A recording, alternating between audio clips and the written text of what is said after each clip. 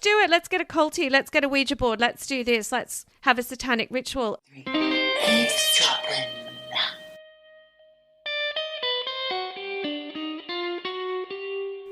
Hello, Michelle.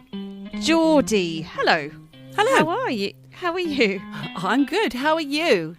Great stuff. Great, good, great. All the good and all the greats.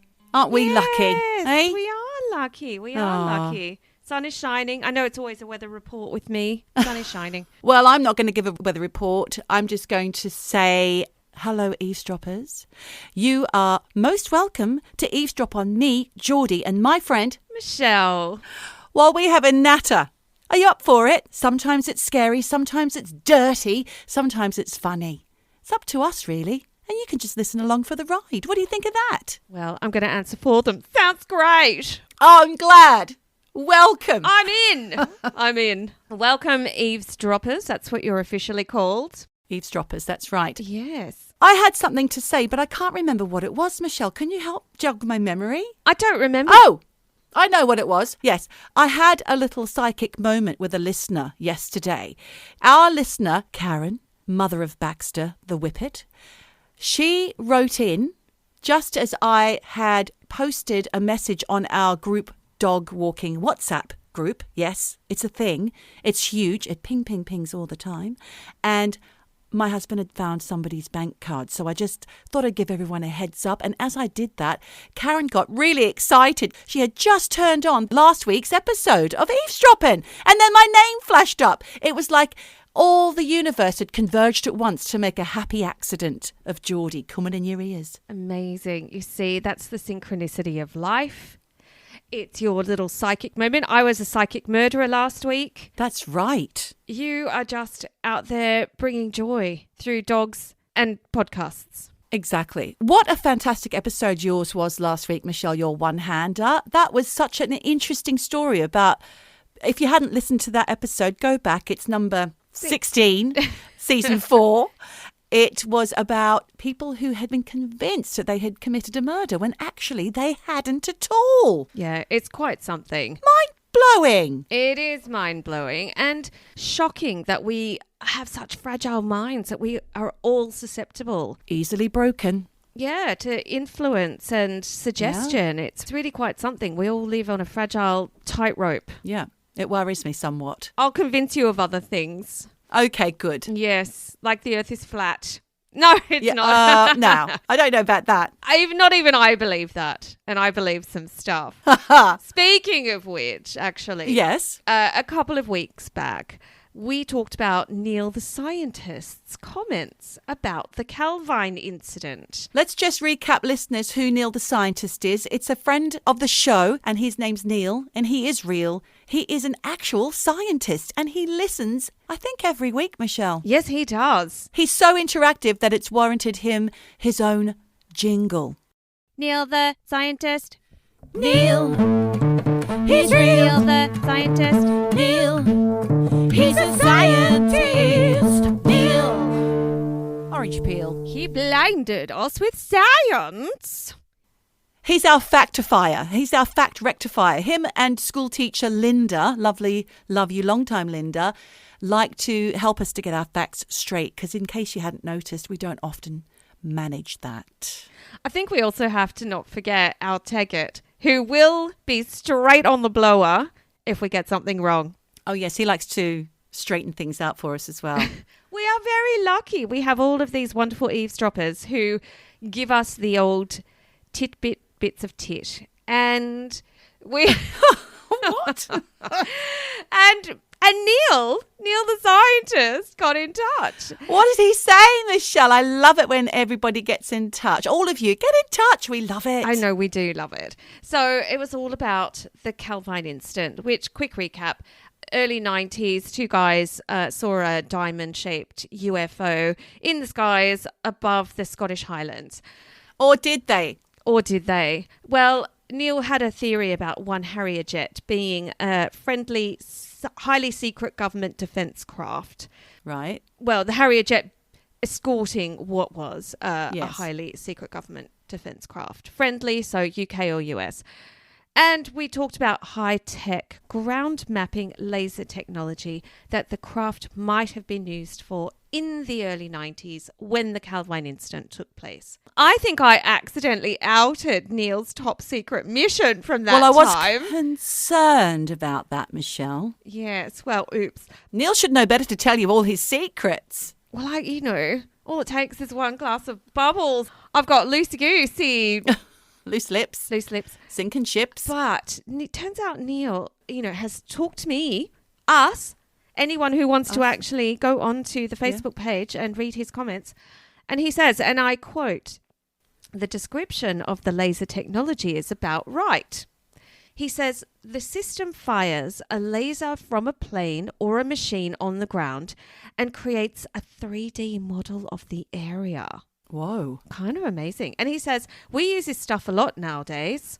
We do we? Oh, you mean him and his Well, not you and scientific community? I think people, earthlings, humans, we as a human race, we now have this technology and we, collective we, use this stuff a lot nowadays. Oh, it's a bit like what I said when I said those lasers that you point at walls to see if there's electrical cables or steels behind it. Builders use them. You can get them from B&Q. I think it's a little more complex. Just putting it out there, Geordie. I mean, they do fire lasers from a plane and create a 3D model of the area. So a little bit more advanced than B&Q. All right. Can I ask something else? Yeah. We also talked 2 weeks ago, or sometime 3 weeks ago, you had a story about the Betty and her friend from Bingo and their grandson who stopped and saw a very similar... Yes, they saw a similar one and they got awful burns because there was some bright lights. Do you think maybe they were just in the wrong place at the wrong time and that was another craft similar to Calvine and it was also doing a 3D imagery and they just got caught in it? You'd think there'd be ground staff. There'd be military ground staff keeping people away, wouldn't you? You would think that it would be a little more monitored if that was what was going on. And if we look back at the Cash Landrum incident from a few weeks ago, the craft was hovering, not too high up. I don't know that it would be mapping. I think it would be have to be higher if it was mapping. Yeah. And then you accidentally get caught in the beam. I mean, they were very close. So I'm not sure. But Neil, please write in if you've got some theories about that one. We would love to hear. But going back to what he says about Calvine, talking about these 3D model lasers. Like I said, he says... His words, "We use this stuff a lot nowadays, but when I started working on this in 2003, Neil was working on the laser mapping." Yes. Oh my gosh. He says in 2003, we were building the world's first ground-based laser scanner. He's a clever guy. He's a clever guy. We know him. He listens to our podcast. And he says... We've done a jingle. Got a jingle and all sorts. He says, there were already laser scanners from aircraft available commercially at that time. He's talking about 2003.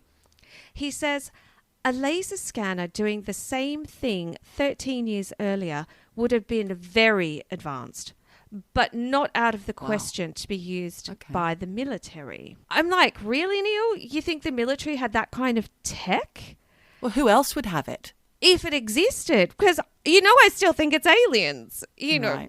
You want it to be aliens. But it's very interesting that someone who's got an in with the scientific laser community, he says, as we're calling them now. It was a possibility. Yes, I know. There's a high-tech term. He then goes on to say, and these are his words, "No idea why the craft would have been diamond-shaped, though. Perhaps it was also testing low radar profile stealth technology, so they could fly these things over battlefields and be less likely to have them shot down, ?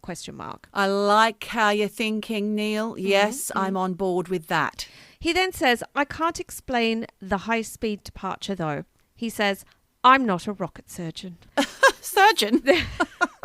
So a little nerd joke there from Neil, but thank you. I love that. Thanks, Neil. Really, thank you so much, Neil, for you writing, you calling up. You interact. I know he's calling up Mars Society for us. He does all those things. He's very valued member of our community here at Eavesdroppin. Now, if you want to get involved and send us comments on our Facebook page, the page itself is facebook.com/ Eavesdroppin podcast.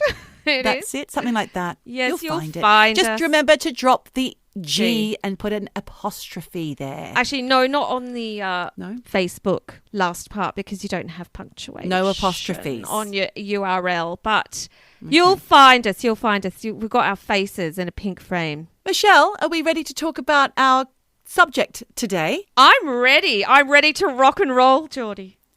Are you ready to rock and roll? Because that is what this week's episode is all about. Back to two-handers. Michelle and I are going to tell you, dear listeners, about rock and roll and the occult.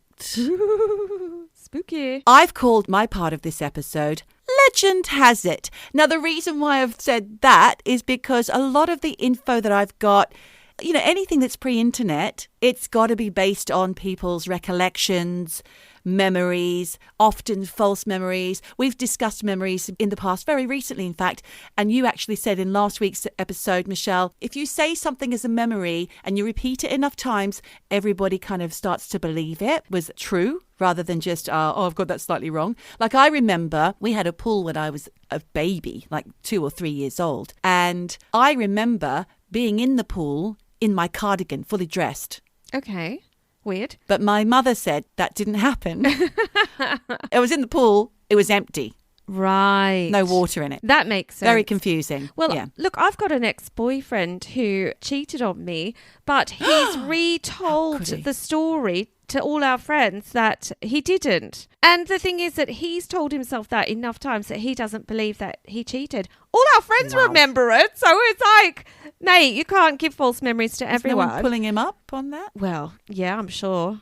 I'm sure they do. But it's also like, come on, you know, you can fool yourself, but you can't fool everyone else. So going back to rock and roll, Michelle, I'm going to tell you all about the things that I know, the things that interest me with regards to rock and the occult. And I want to go right back to the very first recorded incident of a musician selling his soul to the devil in exchange for musical prowess and success.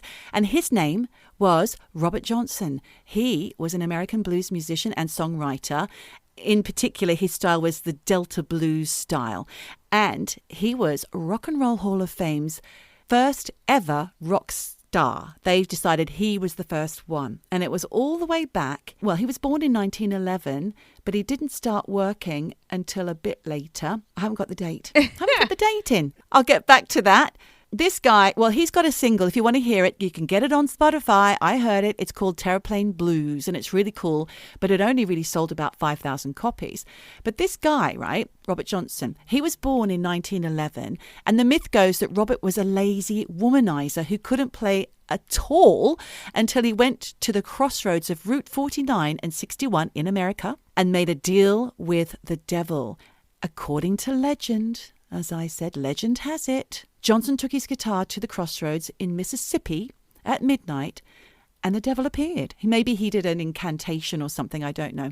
But the devil took the guitar, tuned it for him, that was nice of him, played a couple of songs, handed it back to Johnson and took his soul in return for the ability to play the blues like a motherfucker. This is quite a famous legend. There have been movies made about it. I think, in fact, Really? Crossroads. I think there is a movie called Crossroads. Well, starring Britney Spears. I don't know.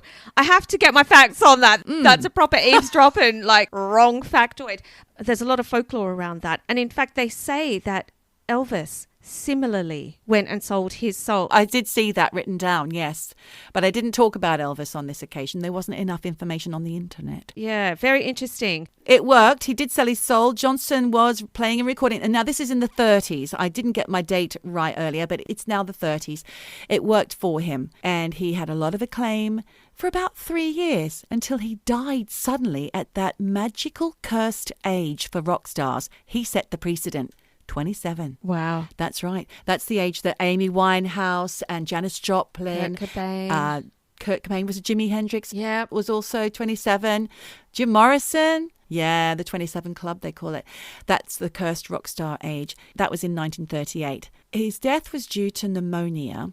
Apparently, though, he got pneumonia because he was poisoned by an angry club owner whose wife had run off with him. Interesting little fact. Not a lot of info there. Let's just swing back a bit to our first ever Eavesdroppin episode way back in 2020, I think it was. It was November 2020. Episode 1, Series 1.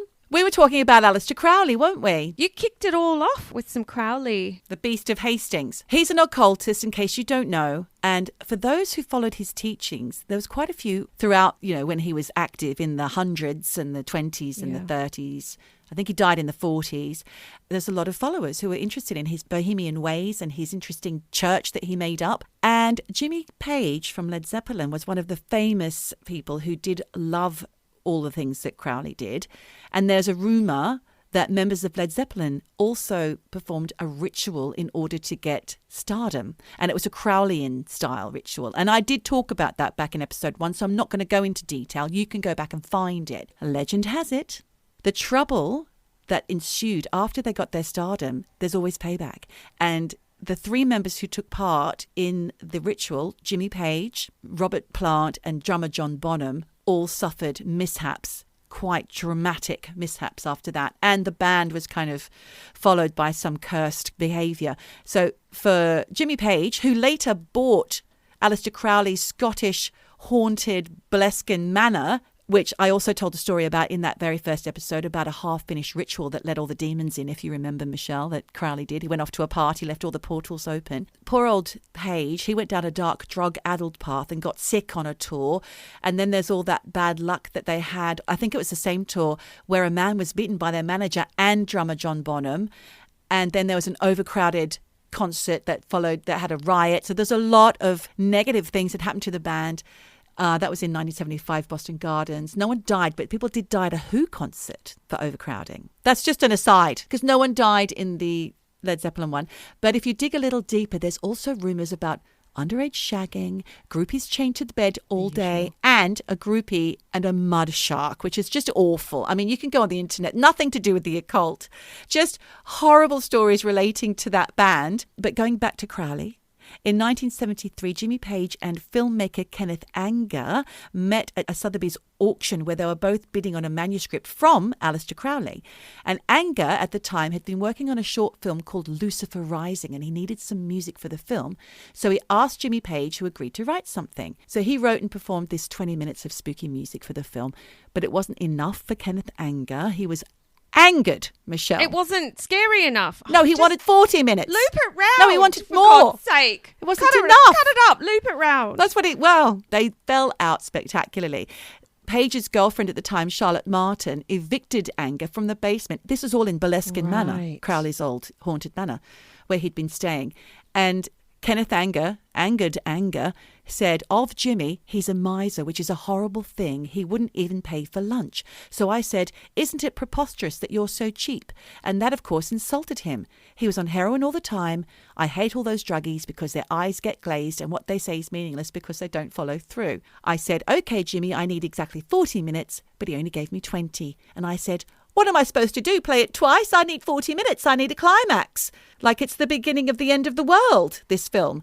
You've got to give me that big music. So the big old fallout had Kenneth Anger publicly cursing Jimmy Page and his girlfriend, who he called a horrible vampire girl. He said that they had so many servants, they wouldn't even make him a sandwich when he was staying there. So he cursed them. He said, so I did turn her and Jimmy Page into statues of gold because they both lost their minds. He can't write songs anymore, except he could. And he wasn't a golden statue after that, I don't think. I was going to say, Kenneth Anger's got some mental health issues, potentially. Maybe he was on the old crack as well. Maybe.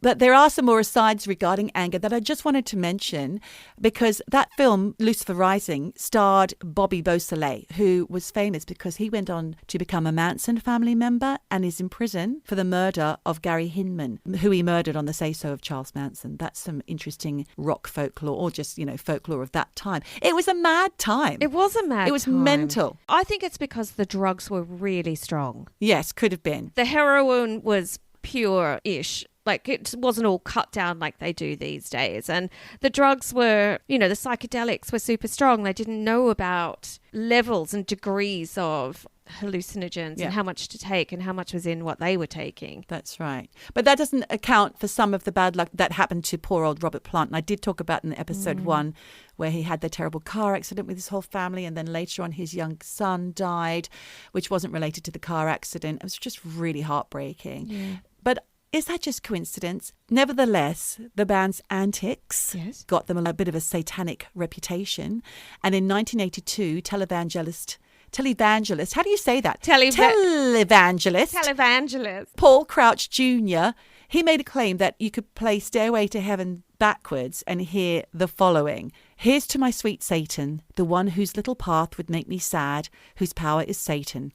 He will give those with him 666.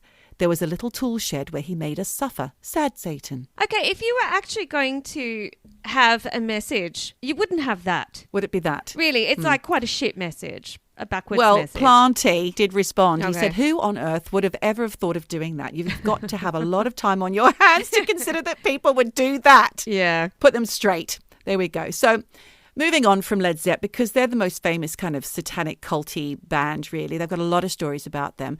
But I am a lifelong fan of the 80s band Killing Joke. And in fact, I'm such a big fan of them that I'm actually named after their guitarist. What? Geordie Walker. That's a new factoid. That's how I got my nickname, because I was so into Killing Joke. Did not know that. Wow. I've known you a long time. They've got a documentary called The Death and Resurrection Show, which is directed by Sean Pettigrew and based on singer Jazz Coleman's Letters from Cythera book.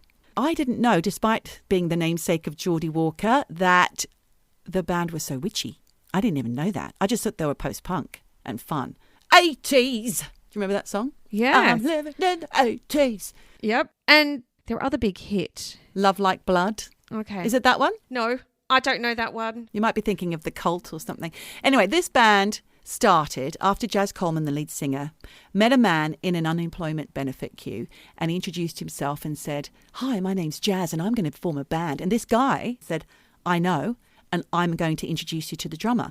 So they went off to Notting Hill, a house in Notting Hill, and he introduced Jazz to drummer Big Paul. Not Little Paul? Not Little Paul, but Big Paul. And both men, it turns out, were into the occult. Ooh. And they both immediately had this connection, and they felt that they'd known each other in a previous life. They thought, this is it, we've got our band, but we need more people. Obviously, we need a guitarist and a bass player. So they drew a big circle and performed a ritual that then brought forth former bedroom guitarist Geordie and bass player Youth. Okay. But I think they may have burned Paul's flat down in the process of doing this ritual. So anyway, they became successful really quickly. They didn't care too much about the money and all that kind of thing. They had their own agenda, I think. And Jazz in particular had a habit of taking off. And he even once took Geordie with him to Iceland, where they ended up staying for ages, kind of left the band. Right. And they found all these like-minded musicians and people. They had a super duper magical time there, interpreting Aleister Crowley books and levitating on glaciers. Wow. There's been stories of seeing Jazz levitate, yes. He was into the esoteric Rosicrucianism order, which had emerged from Europe in the 17th century. And it's something called Universe B, which is an alternative reality. Okay. And there's a belief, I couldn't find a lot of info about this. The belief is that there's an alternate universe that can be accessed all over the world through different portals, and you've just got to find the portals. But I kind of love that idea. It's magic. It is magic. I feel like all of these musicians are opening portals and doing all of these rituals. Making shit happen. But also, I think when you're, in your maybe late teens, early 20s, you're not really thinking about the future consequences of what you're doing. Leaving those portals open, yes, like Crowley did. Yeah, exactly. But also, just the mere fact of even dabbling in that stuff, it's quite serious. Yeah. I think, you're all kind of like gung-ho and young and like, woo, let's just do it. Let's get a culty. Let's get a Ouija board. Let's do this. Let's have a satanic ritual. And I think there are consequences. Yes, could be, Michelle. And I think the older you get, the more you think, I don't want to mess around with that stuff. Yeah. Not the dark side, anyway. Now, there's a lot of things I could tell you about Jazz Coleman because he's so interesting. He is a virtuoso violin player. He has written and conducted many, many symphonies, including the current Zeppelin symphony that he's done that. He's got the Chevalier Letters Award from France. he's very prolific and interesting. And he's a witch or an occultist. But there was this one thing that happened that really made me interested. And it was a gig that happened very early on in their career in 1981. It was at a venue called the Reading Hexagon. And it was a busy gig. There was a lot of people there. And all the band remember this. And they've all spoken about this on the documentary. What documentary is it? The Death and Resurrection show. And Jazz Coleman says it's because all the timelines and the locations and the ley lines were all converging at the same time. And this is what happened. He says, we played a gig with a fire eater doing a fire ritual, which is another interesting story, by the way, but that's something for another day. It was sold out. The place was going crazy. All of a sudden, everything went slow motion. So the band are playing, and then suddenly it goes silent for the band. They're looking around and they're seeing everybody frozen and slow motion. And some of the members of the band can recall how they felt at that moment. What the fuck is going on? Yeah. And it was like for a couple of minutes or something. And then after that, it was just like a wave crashing and it all went back to normal. Drugs. Apparently the band were looking around at each other afterwards going, what? They kind of acknowledged each other that they had all experienced this moment. I don't know about the audience. It was like they were moving underwater, but then suddenly the wave crashed and they were all pogoing again. Do you remember you had talked about time slips? Yeah. I don't remember actually talking about time slips. Oh, okay. What did I say? I said yes, but I didn't remember. I think it was a woman who had come out of a yes, B&Q and she or Boots or something, and she was like, where the hell am I? And it was just for a back in moment, 1970 and they had different cars and another person was there. Two people acknowledged it. Yeah, that's interesting. I wonder if there's some kind of connection with that. I love or the something. idea. It's a bit scary. It is a bit reminds scary. me of Picnic at Hanging Rock as well. Anyway, so that was the moment. Jazz said that the band has talked about it for 30 odd years and he's written about it in depth. He said basically we were on a magnetic field and it produced a very strange effect. I've studied it with people like Uri Geller and Jimmy Page who've had similar experiences. Now, Interesting. if this had just been Jazz Coleman's recollection, I would have taken that with a pinch of salt.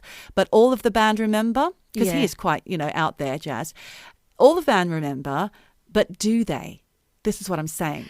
Or did were some of them on drugs? Memories? And Yes. I don't know. I love it though. I do love it. They also blagged their way later on in the 90s. They blagged their way into the King's Chamber in a pyramid in Cairo to record an album. They only managed, I think, a song because so many things kept going wrong. They wanted to record there because it was on a certain degree latitude, which is tied with the earth energy ley lines. And in fact, Youth said that the St. Michael ley line that goes through the UK, I believe, runs also through Glastonbury and it continues through that pyramid. Apparently they had loads of problems. Batteries were going flat. People were running out of there screaming until eventually they had a few nuns come in all dressed up in Egypt outfits and they had to do some ceremonies and then they got a great song. Right. I was going to say the pharaohs did not want them in there. They're like, shut the fuck up. We don't want to hear your music. We just want to have some peace. Let me be in my sarcophagus. Ultimately, the band just acknowledged themselves as being very odd, and Jazz said to Time Out, we have a Grand Master, an ordained priest, a druid, which is Youth, one of the greatest art restorers in the world, and someone who works with David Rockefeller, and I'm a dowser, which is someone who uses divining sticks to find water, and a student of Rosicrucian history. It's an unusual group. The principle of self-education and the punk ethos, having no fear of failure, has helped us all to pursue anything we want. Wow. I like it. Okay. But I will say one more thing. Did they curse Kurt Cobain? Because you know that song 80s? Yeah. Come As You Are by Nirvana was a direct rip-off. Everybody knew it. Everybody knew it and they never acknowledged it. And I think the band did actually take up a bit of a claim for copyright on Nirvana. But then Kurt Cobain died. But Jazz didn't curse him, contrary to what some people have said. They just said, you know what, leave it. It doesn't matter. Well done. They love us as a band. And anyway, later on, they got Dave Grohl to drum for a whole album. Right. So okay. It was all sorted out. In the end, they didn't curse Kurt.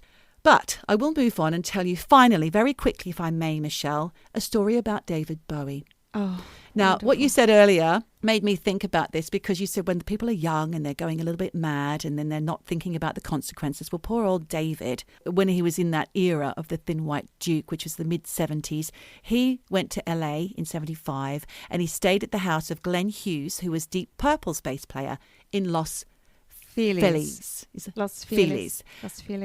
Los Feliz. This address was eerily close to where the Manson family's LaBianca Tate murders, or actually it was the LaBianca murder house was situated. Okay. And that was the murder of Rosemary and Leno LaBianca by the members of Charles Manson's family cult in August. It was actually on my birthday, August 10. A lot of horrible things happened on that day. Ooh. Murders and such. Curse. It was in 1969. So this is some years later. That's when the murders were 69. We're now in 75 with David and Glenn from Deep Purple. And basically, Bowie had a feeling he sensed a Manson connection to Glenn Hughes's house where he was a guest. To be fair, his paranoia could have been to do with the vast amounts of cocaine that he was using, but a biographer notes that David was obsessed with using occult magic to attain success. Really? And protect himself from demonic forces. Now, look, he was quite frightened. I had not heard that about David Bowie. I find that really fascinating. That's a new little factoid. Well done, Geordie. Thank you. Even Bowie, though, acknowledges his cocaine use was sending him a bit balmy. So he was reading the book Psychic Self-Defense by Dion Fortune, which I read. Yes. And we did a whole episode on Dion Fortune, who was a contemporary, I think, of Crowley. This is a book about magical paranoia and curse placing. And in addition to that, he was also drawing protective pentagrams everywhere. He was quite frightened. Speaking of pentagrams everywhere, did you see my dad's pajamas the other week? I did. Covered in pentagrams. What's that about? He's protecting Top to toe. himself from psychic intrusion. Demonic intrusion. Well, I hope it's worked.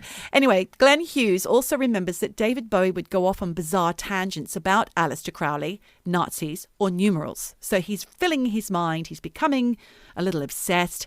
Bowie also said, "My other fascination was with the Nazis and their search for the Holy Grail. I paid with the worst manic depression of my life.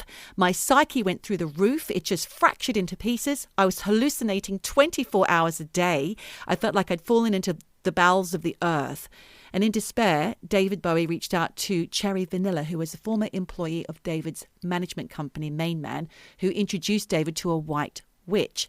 Cherry Vanilla says, he had this whole thing about these black girls who were trying to get him to impregnate them and make a devil baby. What? This is what David thought was going on. Oh, my God. He asked me to get a white witch to take the curse off him, and he was serious. So I actually knew someone in New York who claimed she was a white witch, and she was the only one I'd ever met, so I put him in touch with her. I don't know whatever happened to her, and I don't know if she removed the curse. But Angie Bowie says of that time, she was successful. The witch was successful in removing the curse. She remembers the witch came round and exorcised the pool. And Angie had written in her own biography, at a certain point in the ritual, the pool began to bubble. It bubbled vigorously, perhaps thrashed is a better term, in a manner inconsistent with any explanation involving filters and the like. So this woman was the real deal. She was a white witch. Well, was she, or were they all on drugs? This is what I want to say. You know, this witch had a lot of rock connections. She'd made a spoken word album with Robert Fripp. I can't remember her name. I didn't write it down. And she also knew Hendrix and Bolan. Okay. So they were all at it, Michelle. Yeah. And ultimately, what I'd just like to say is that there is a book out there you can read called Season of the Witch, How the Occult Saved Rock and Roll, and it's by a man called Peter Berbergal. And I think it's well worth a read if you're interested in that subject. Thank you. I love that. I did not know that about Bowie. I think that's really fascinating. You know, there's been a lot of eyes on him. In fact, isn't there some kind of stage show at the moment here in London? Not sure. I don't know. I saw some poster the other day. And, you know, his death, I was in Brixton at the time, you know, the outpouring of love and emotion for David Bowie. That little fact, white witches and losing his mind and haunted. Having his pool exercise. And, you know, thinking that he was meant to be having a devil baby. They sweep all that under the carpet, Geordie, but you have brought it to life. Yeah. Thank you so much. I'm not sure if they'll thank me for it. Apologies from me, apologies to you. Why do I always sound so Australian? I too have some rock and roll tidbits, and I actually called mine Haunted by Rock and Roll. Hey! And actually, I'm going to start off with just a little thing I found out about Miley Cyrus. Now, yeah, you know, she, I don't know. I think she's a bit histrionic, but who knows? I read this, and apparently she briefly lived in an apartment in London that was haunted by ghosts. Well, I'd believe that. We've all been in haunted houses in London. That's the place to get haunted. That's what I think too. It's not out of the question. But the way she realised that this apartment was haunted was when her sister was in the shower. Now, she told LUK, I used to work for them, that the experience was terrifying, and that one night, and these are her words, my little sister was standing in the shower, and all of a sudden I hear her scream. I run in there, and the water had somehow flipped to hot. The knob had turned, but she hadn't turned it, and it was burning her. She was really Had red. the knob turned? Well, or is it just dodgy plumbing? that's the thing. I was about to ask what you think of that, because we all know that. That shit happens in this house all the time. And Usually the opposite way. It's usually freezing cold. yes, and you don't do anything. Or, you know how when you go to hotels and whatnot all over Europe, all of the turny bits, like the tappy things or the new modern whatever, they're hard. Quite new. They're hard to work out sometimes. Hard to navigate, You know, yeah. I've had to call Andreas in and say, I can't work this out. So maybe she just didn't understand how to flip a knob, turn a dial. So I'm not sure about this. I don't rate that one. No. But she does say there was another time that Miley saw a ghost in the same apartment, and she says, I thought I'd seen a little boy sitting on the sink watching me take a shower, so I felt really freaked out. It's all happening in the bathroom here. Water demons. Sexy shower ghost. I don't know. You know, for anyone who remembers an episode where I had actually talked about the time I had a supernatural experience in the shower, I kind of, you know, I get it.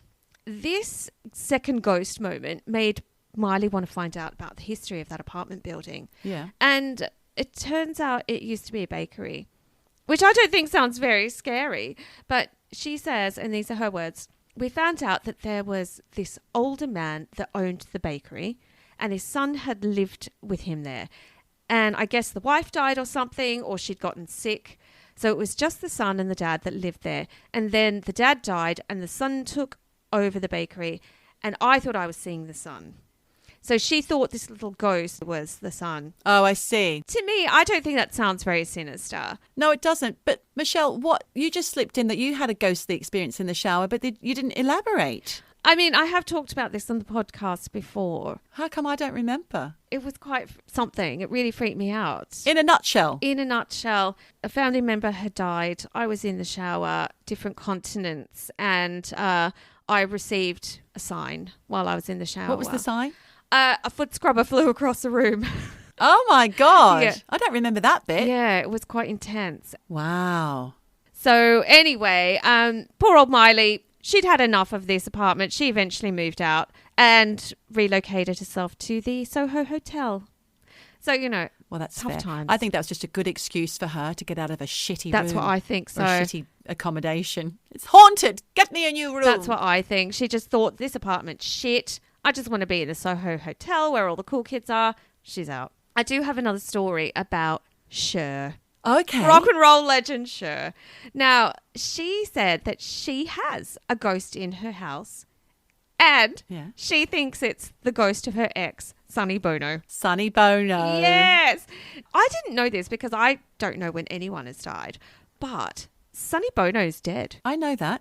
He died skiing. Yes. I remember when it happened.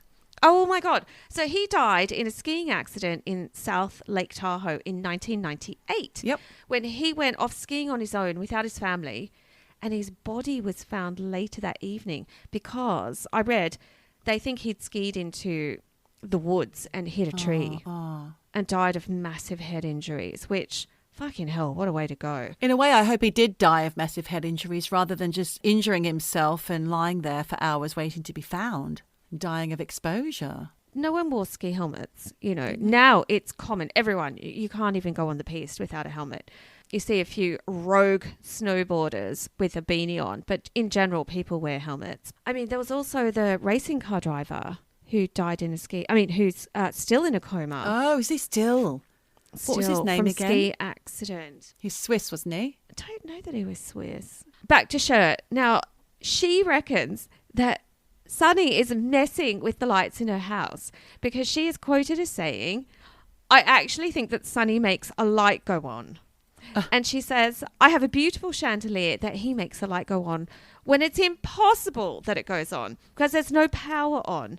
But I think, it sounds like lights are on, no one's home.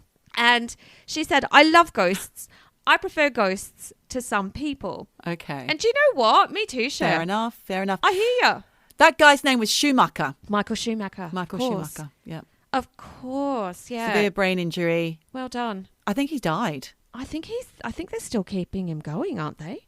I think he's still on coma life support. My God. Health update. He's still alive. Yeah, his wife won't allow them to turn it off. Oh, man. I guess she's hoping for a miracle. Yeah. It happened in 2014. Yeah, nearly 10 years ago he's been on that life support. Wow, that's a whole nother kind of nightmare, isn't it? It is. It really is. But sorry, I've kind of ignored your Cher story because I was so fascinated in this guy in a coma. I just don't know what the benefit is of that. I mean, obviously she's, they're mega rich, so they have the means to keep Michael Schumacher still on life support. But I don't know. I'm not sure that he's coming back. We've talked about in a previous episode, when the body is alive, the brain is dead. Are you alive? Are you dead? What's it all about? So it's making me feel a bit creepy. All right. Well, we'll go back to Cher, where she says she doesn't think that Sunny is being malicious. No, he's just saying, howdy. G'day. And he's just pranking her with the lights. Okay. And she reckons it can't be anyone except Sunny because it was a brand new Malibu house. I don't think that's actually any kind of... No, I think she needs to get the electricians in, personally. But okay, if you want to believe that it's Sunny, that's okay. Yes. Go there. I think so too, because obviously she could believe in life after... Not just life after love, Life after Geordie. life, or life after death. Exactly. Or life after love. Life after love. Then I found a story... Thanks, Cher, for that, and Bonnie. So Bonnie... Sunny and Cher, Sunny Bono, Bonnie and Cher, Bonnie and Clyde. You know that recently, after hearing this Jane's Addiction song in a bloody TV show that I didn't really enjoy. You didn't rate? No, well, it's not that I didn't rate it. I just felt like, and we're talking about Rain Dogs here, it was just a bit of depressing. Why did I spend hours of my life watching this when it didn't uplift me? Anyway. But they did have this moment where there was Jane's Addiction song in the series, and it just reignited my love of Jane's Addiction. So this rock and roll spirity story is to do with Jane's Addiction singer Perry Farrell. Uh-huh. I have to say that it was only recently, Geordie, that I realised that loads of people I know in another country have never heard of Jane's Addiction. Never heard of them. Never been caught stealing because I've been playing it going, are you sure you don't know this song? Mm-hmm. No one's heard of them. So I'm just going to put it out there and ask our eavesdroppers under 30, have you ever heard of Jane's Addiction? If not, go listen to them. Yeah, or write in and let us know because it did kind of freak me out that no one had heard of Jane's. And I feel like they're just one of those big bands that everyone had heard of. But anyway, I read this article where Perry Farrell was asked if he believed in spirits, and he talked about having a personal awakening around 1993. For anyone who doesn't know about Perry Farrell, he's a self-confessed junkie, yeah. And back in 93, I don't know for certain, but I think he would have been totally fucked on heroin. Right. I don't know, but these are his words. He says, I had what you would call a vast visitation of energy. I was able to speak with a spirit for 5 minutes. Oh. I was asking questions and it was answering my questions. He added that this spirit encounter was what made him want to investigate spirituality in a more meaningful way. And he says it's why he started to study the Kabbalah, because he says, I do think that we all need to understand that other world. I mean, he's Jewish, so I get why he turned to the Kabbalah. I'm just not sure I would turn to the Kabbalah for spiritual stuff. Right. It turns out Perry Farrell's also on Twitter, and he does answer questions. For who? Everyone? Did you ask him a question? Well, I'm not on Twitter. And honestly, maybe we should. Maybe we'll drop him a line after this and get him to see if he has anything to add. But I did read some tweets that he has replied to people when he's been talking about speaking with this spirit. Yeah. And I'm going to read out a few, Geordie. You can tell me what you think. So the first one reads, I am the new source of the esoteric wisdom. You can take my reporting to the bank. I had a real encounter with a visitation of energy, brackets, an angel. I feel now is the time to report it to you all, as she was a weary soul who took her own life. We spoke for approximately 10 minutes. Now, that's double what he said before. Right. So he's all over the shop. Maybe a little bit. He then goes on to tweet a guy called Alan, and he says, Alan, I can't tell you where anyone goes after this life. I can tell you where the one I spoke to went because she told me. Said that she travels the world and that she was so tired. The sound in her voice was weary, not happy, but accepting of her actions. True occurrence, he says. It sounds like a Quora feed. Yeah, it doesn't sound like tweets, does it? No. But people are asking him about this and he's responding. And then he also tweeted a guy called Kurt where he says, Kurt, as stated, I cannot tell you where anyone goes. I am admitting to you today that this is where she said she is. And by her description, she was in camp. I don't know what that means. Camp. She used the plural we when she began speaking.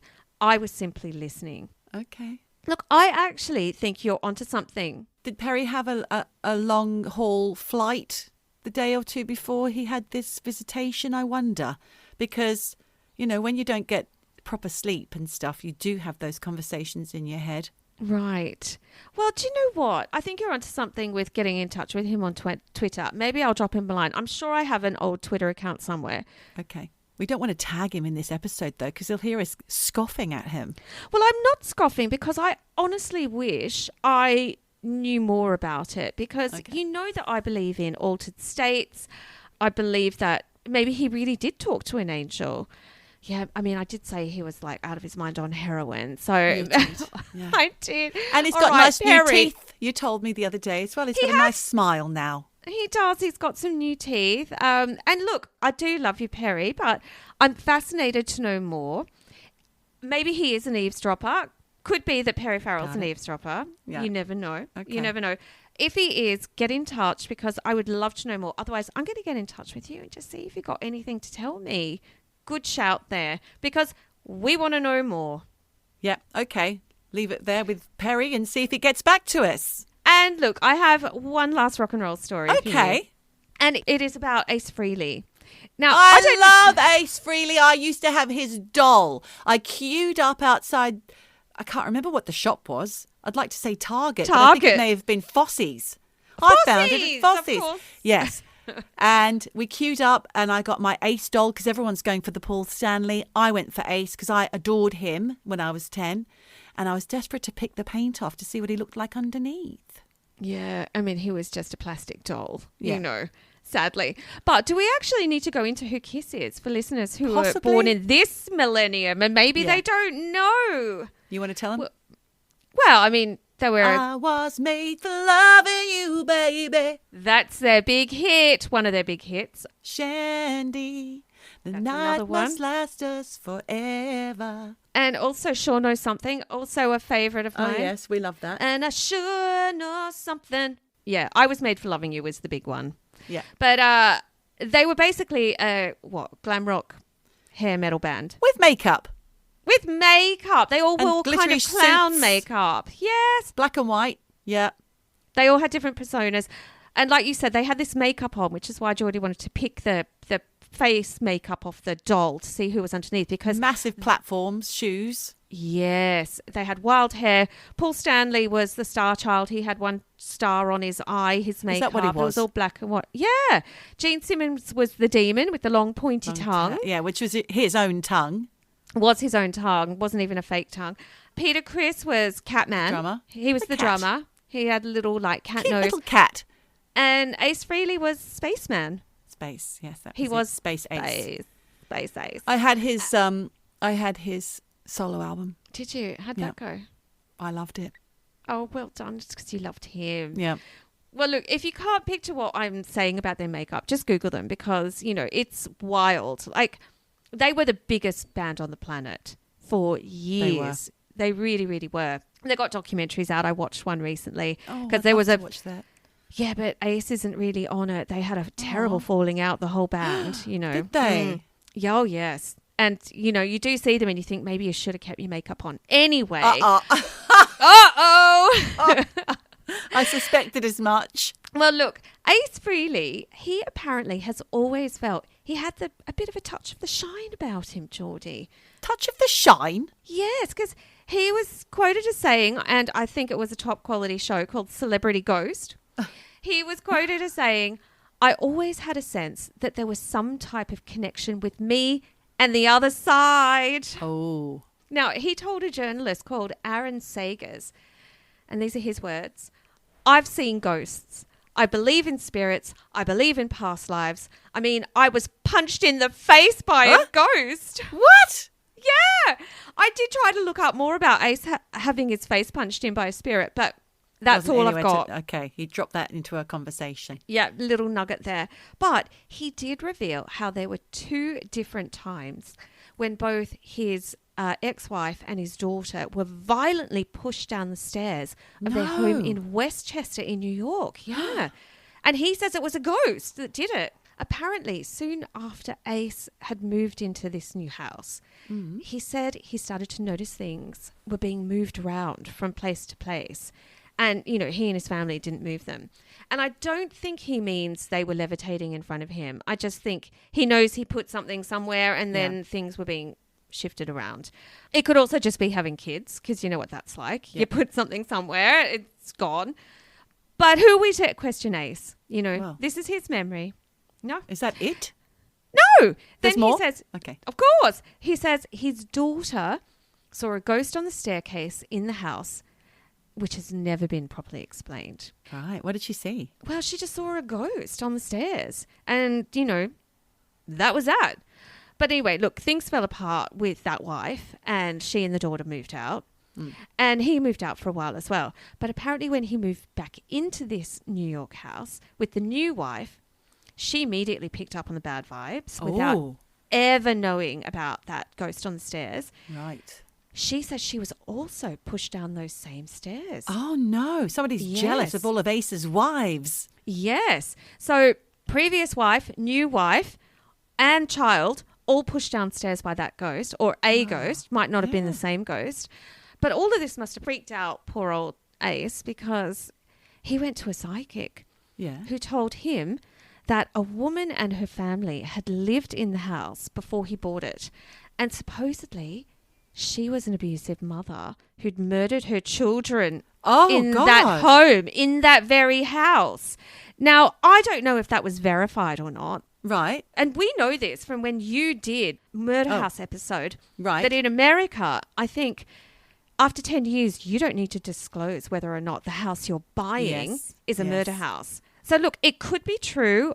I don't know. I didn't have the address of Ace Frehley to be able to Google that and find out whether or not it was a murder house. Okay. But very interesting. Although to be fair, he didn't go to like City Hall and check out whether it was a murder house.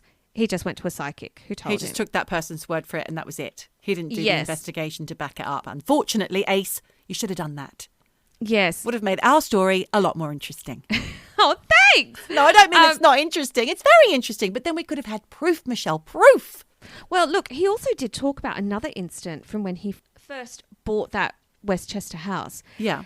Now, he says that his daughter and a friend were just watching him poodle about the house through security cameras because he was setting up the cams in the house. And he says the girls were just sort of watching the monitor. He says the girls saw strange lights when they were watching him through the camera. Which happened exactly at the same time that he started to feel a bit weird. Oh, what? Yeah, and this is a quote from Ace about this and the lights that his daughter saw. And these are his words. He says, she said to me that all of a sudden, from the bottom of my feet, I started to glow. And the lights were coming up my whole body. And by the time they got to my waist, he says, I don't know. I didn't feel right. And I just said, I'm out of here. I'm imagining he's up a ladder at this point. Well, I don't know where he is, Could have been very dangerous. Yes. And he says when he went back into the house, his daughter and her friend, their faces were white. Ooh. And he's like, what's wrong? And they described what happened.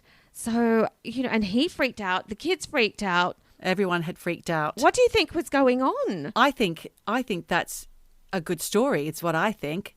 I hope it's true. I love it. I know. It's haunted. I know. Now, look, he also talked about a violent, ghostly encounter from 2008 when he was lifting the top of a suitcase up. He is a ghost magnet.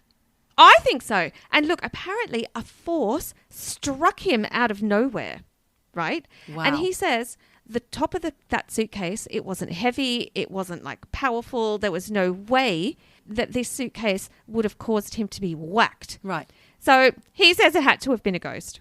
Well, there's no other explanation. Ace, that is right.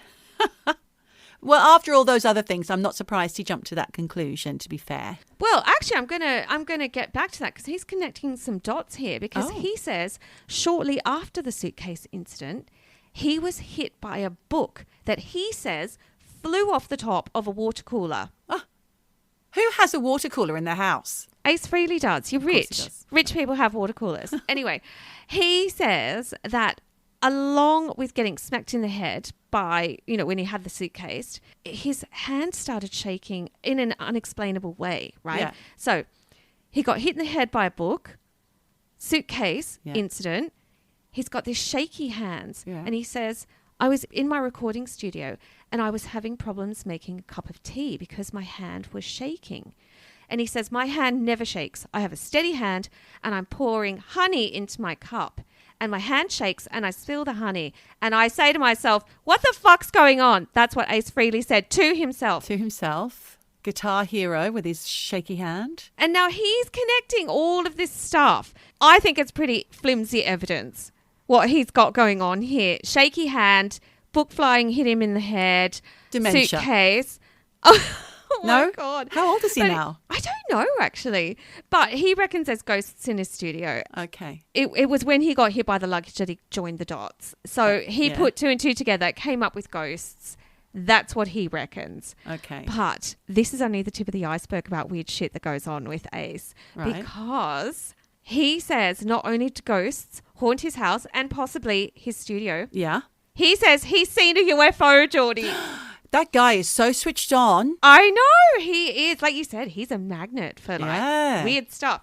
So he says the first time he saw a UFO was when he was on a plane while on tour with Kiss. He says he's looking out the window of the plane and he saw a cigar-shaped thing in the sky. God, wouldn't you hate that? Right? Yeah. And then he also said, I see something going across the sky. These are his words, like super fast.